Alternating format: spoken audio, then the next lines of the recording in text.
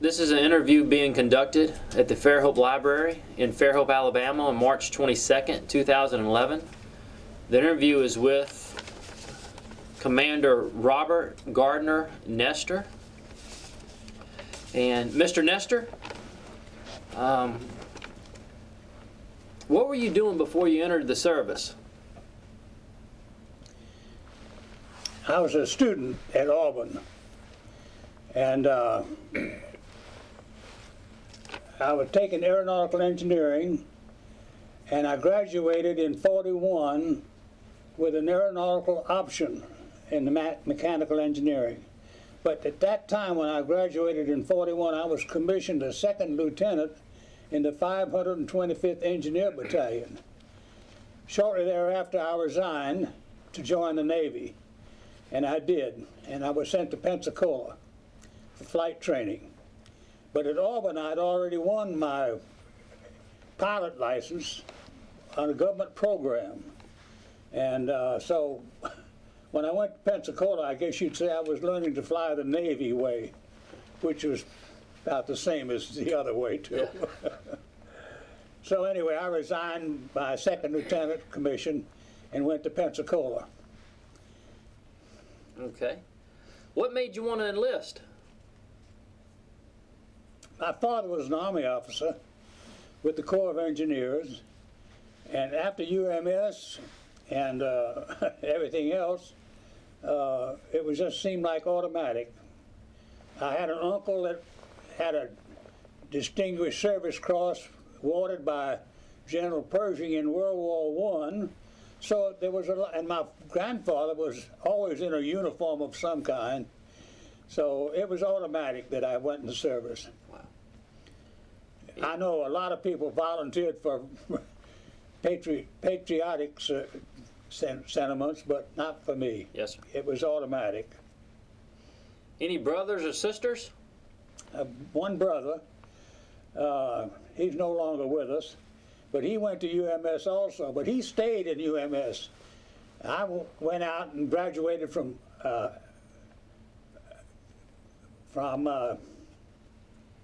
Murphy High School in '36, and then I went to Auburn. Okay. Am I skipping over too much? No, sir. It's perfect. Any children? Any children? By my wife, yes. I have great-grandchildren and grandchildren. Wow. And children. Wow. Well, it's been a good life. Yeah. One of my children teaches math at Fairhope High School. Oh, right here, look. He's a track star also. Yeah. Well, let's get into the battle, the World War II battle in the Atlantic. Tell us about... That was the only battle I was in World War II. The Battle of the Atlantic consisted of various and sundry bodies of water. The Gulf of Mexico, right over here out your front door. The Caribbean, the North Atlantic, the South Atlantic, the Mid-Atlantic, and another one called the Bay of Biscay. Maybe people don't know where that is, but it's west of France, north of Spain, and south of England. And when Ford Motor Company finally got things underway, they could produce one B-24, that's a PB-4Y1, a 4-engine bomber every 60 minutes. So the Navy finally got their allotment, and we were B-24s and went to England with them. And our patrol area was Bay of Biscay, and so were the Germans with the Ju-88. And they shot some of our planes down, but I was lucky and didn't. But on November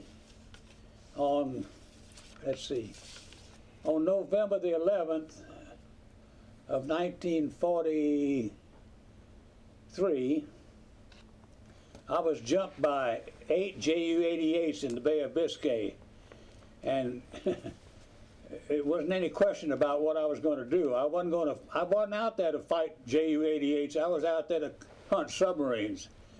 So I left the area at high speed. In a B-24, that's not very fast, but it's fast enough to head for the clouds. So I was able to get back home and bring the crew back safe. After that, I was allowed a couple of days leave and went up to London. And most of the time, at night at least, I spent in the subway, the underground, whatever they called it in those days, because of the bombing raids were going on. And the safest place was down in the subway. Yeah. After I came back, I was asked to volunteer to go out and hunt for some German Norvik destroyers. And they were in the Bay of Biscay for whatever reason. So I volunteered my crew, and we went out at night looking for these German destroyers.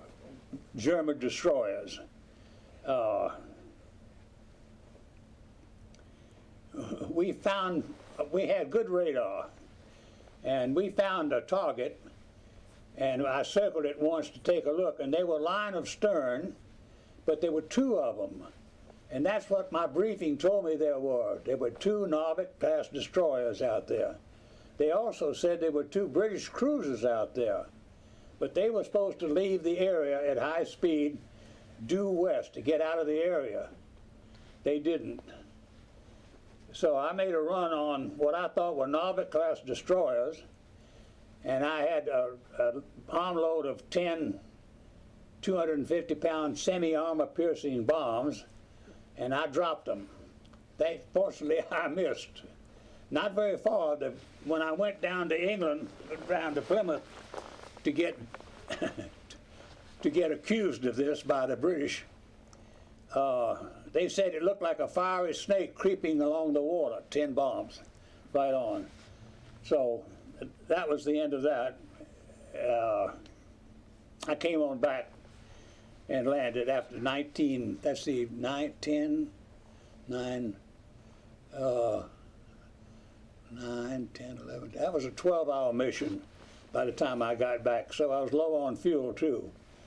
But I don't think the Germans, they had already shot down some of our airplanes, and the plane that was in one of my squadron planes that were in this area, when they got back, they counted the bullet holes, over 200 bullet holes.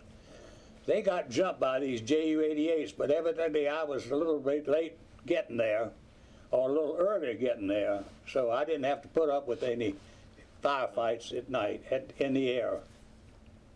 That's about it. Oh,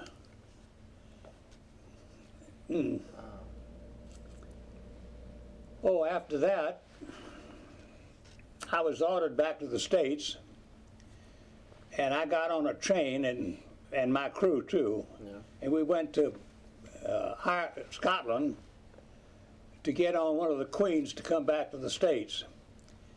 I got on that train on an interesting date, November, December, June the 7th, D-Day. I'm on a train heading north, and I had no idea that we were about to land on France. The secrecy was something they were able to hold. I didn't know it, and I was I was briefed on a lot of things, but I didn't get briefed on that. So secrecy was paramount in the World War II, as far as we could get. Of course, there were spies in the area, and I'm sure they knew about that. But the Battle of the Atlantic, we had B-24s, PV-4R1s, but we also had the Navy. Admiral Galloway put an aircraft carrier out there in the mid-Atlantic, and he was able to sink. Well, I don't think it didn't sink it right off the bat. Well, anyway, he put a boarding crew on a submarine that they had damaged and couldn't submerge, and they were able to get the coding machine that the Germans used to pass messages secretly. And they got this thing, and that was a big help in determining who won the war, really. I'm not putting this out too well, but No, anyway. you're doing great. That was an aircraft carrier that had TBFs, that's a torpedo bomber, and fighters, F-4Fs. And we were fighting the war on quite a few different fronts, but most of them were out in the Atlantic and the Bay of Biscay.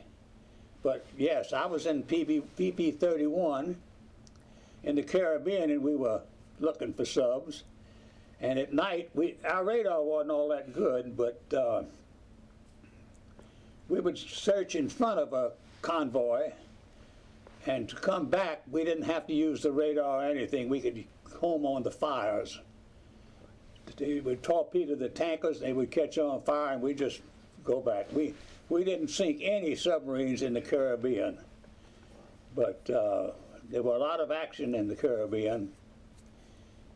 On the way down to my first duty station, I was on the USS Pastores, and at times we would stop in the Caribbean and pick up a lifeboat full of survivors. One boat we had picked up 33 passengers, survivors in this one boat, and then of course we'd turn around and sink it with gunfire to get rid of targets in the area. Well, that's just my brother.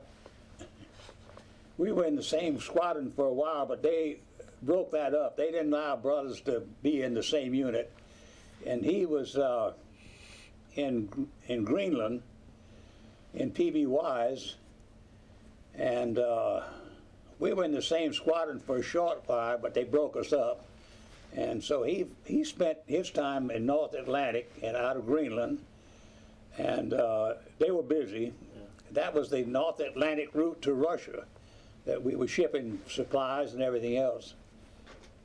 But the thing that a lot of people don't realize is that early in the war, when the submarines were really sinking all the ships, England was on the bare, I mean, they were destitute. They were running out of food, fuel, everything because of the submarines. And on May of 1943, they called it Black May. We, the Allies, were able to sink 40-something submarines and damage 17 others. And that was really a turning point. That didn't stop the war, but that was a turning point. And the morale of the German submariners was really poor. When they lost 40 submarines, the highest loss that they ever had. And from then on out was downstream for the Germans. That's about it. Is your brother older or younger? He's 18 months older than I, but he's dead. He's passed away? Passed on, yeah. He is? How long is it? 5 years? 5 years. Something like that. Wow, okay. Did you make some lasting friendships? Hmm? From the military, did you make some lasting friendships?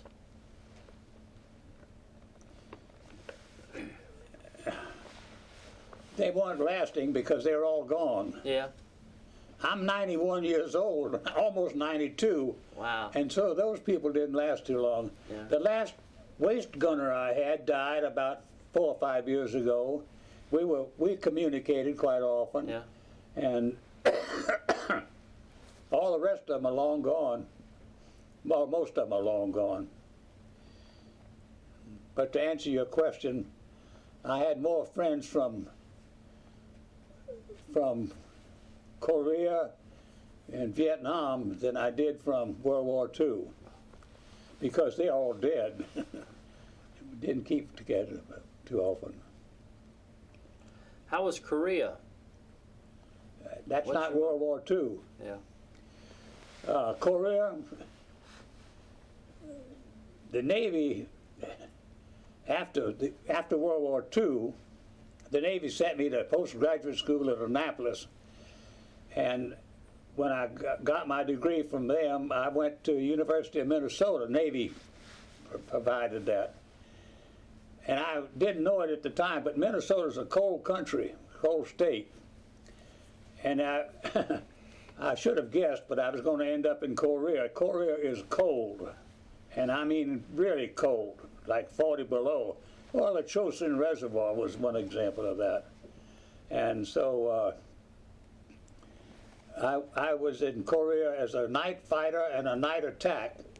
I had an 8-plane unit of FOU 5Ns and ADs, and we did interdiction work. As a matter of fact, I got a couple of medals for that. But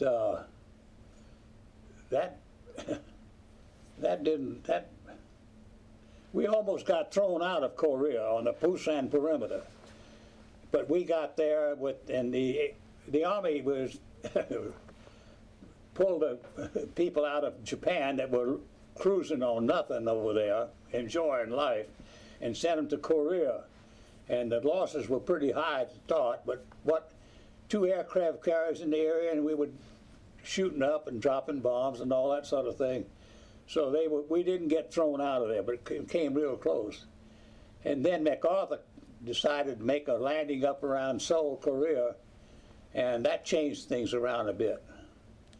And after that, we were fighting North Koreans, Chinese, and anybody else we could find.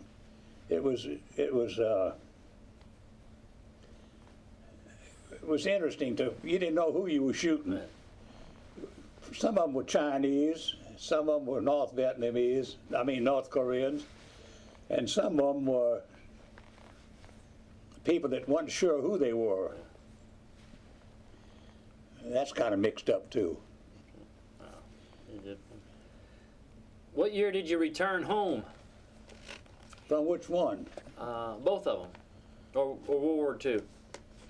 Vietnam? Or World War II? World War II? Like I said, I was on a choo-choo train coming out of England on D-Day. On D-Day? So that made it 1944. 1944. Yeah. Wow. Okay. Let's see, what else could I say about that? Yeah.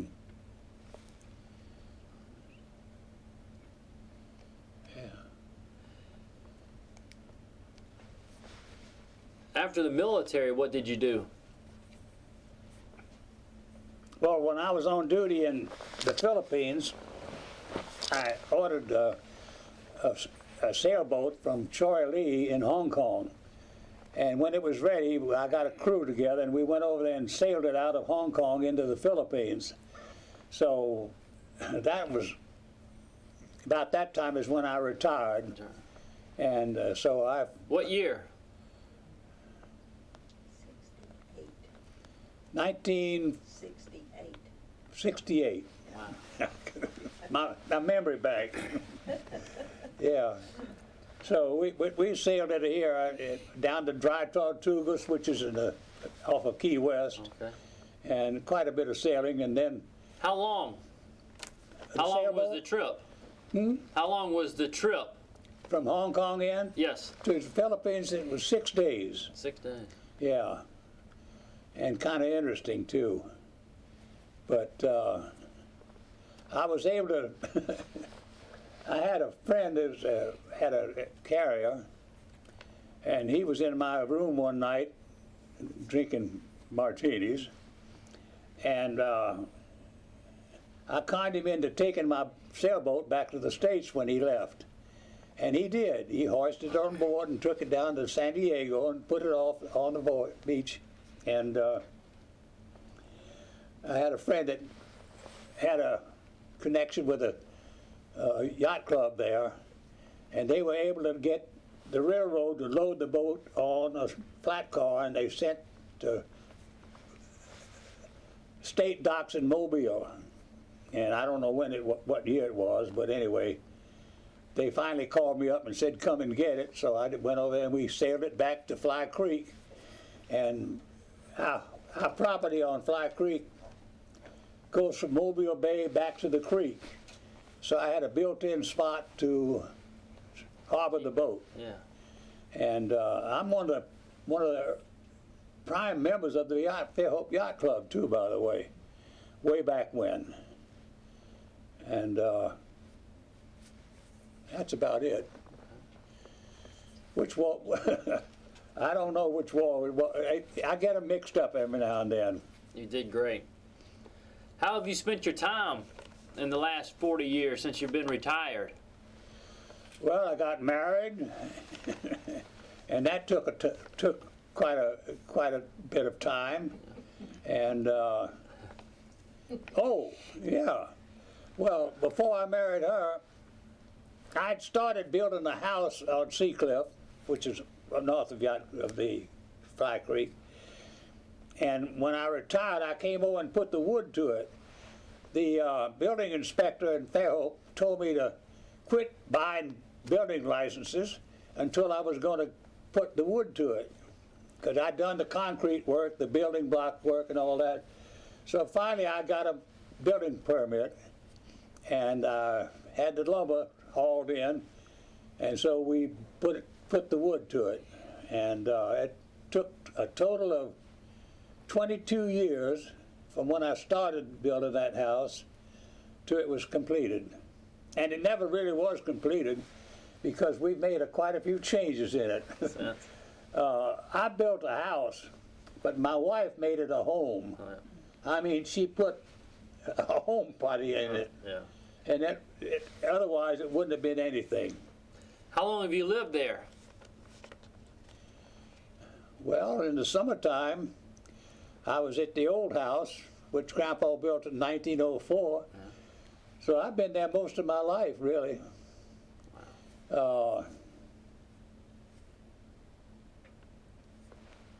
Probably 50 years, 50 years, something like that. Wow. Let's, is that, Where were you in Vietnam? Did you serve in Vietnam? I was with I was sent over there to the Military Assistance Advisory Group, Army, and I worked with the French. I flew with the French, and we dropped bombs and stuff. But I wasn't there to fly. I was there as a military advisor to the French. I don't know whether I advised them very well or not. We lost the Battle of Dien Bien Phu, which was the end of the French campaign in Indochina, and I'm reading a book right now on Dien Bien Phu. It was a terrible battle. They had 30,000 Vietnamese against 3,000 French, and the 3,000 French were Foreign Legion, Moroccans, a combination of fighters. So it was really a bad loss. And of course we pulled out finally. But like it was said, we didn't go in there to win that. We could have won it if we'd gone in there to win, but we didn't go in to win. Our politicians didn't like it. And I better get out of that one. Yeah.